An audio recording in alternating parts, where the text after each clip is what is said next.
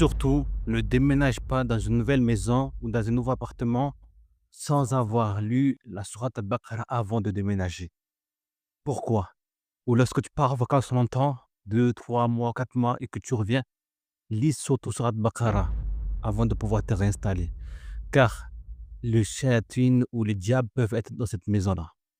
Les shayatin ou les diables peuvent être dans cette maison-là et occuper de cette maison-là. Si tu déménages pas la première fois, il se peut qu'il y ait des djinns avant qui sont installés dans cette maison-là. Et si tu viens sans avoir lu Surat al-Baqarah, tu t'installes et que tu habites là, il se peut qu'ils viennent t'embêter et vouloir te faire fuir de cette maison-là, car ils habitent dedans.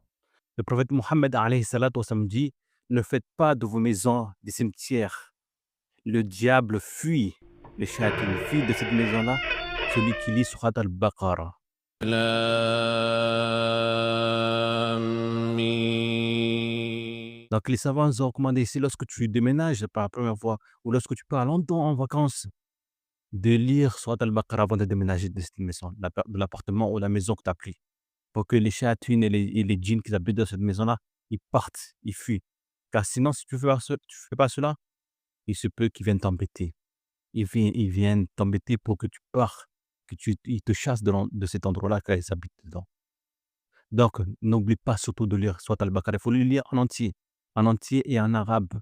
Si tu ne sais pas lire l'arabe, tu peux appeler quelqu'un qui connaît lire le Coran et vient le lire à ta place.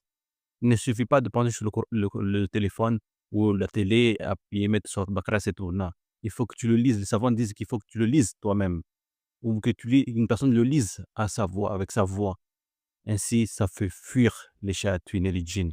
Il m'est arrivé une fois, une personne m'avait invité chez lui pour aller dormir et la nuit, j'entendais dans la cuisine, alors qu'il y avait personne dans la cuisine, des assiettes qui bougeaient, des bas de bras, des portes qui s'ouvraient, les placards qui s'ouvraient. J'ai dit: «Subhanallah», j'ai dit: «Qu'est-ce qui se passe?»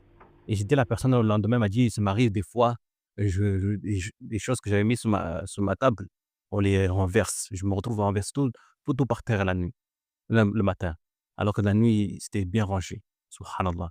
Et ça, il arrive plein de gens comme ça.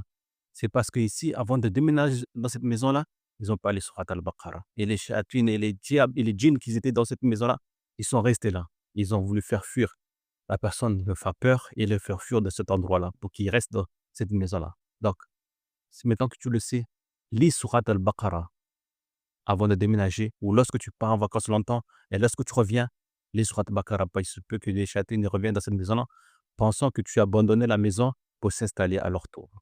Assalamu alaikum.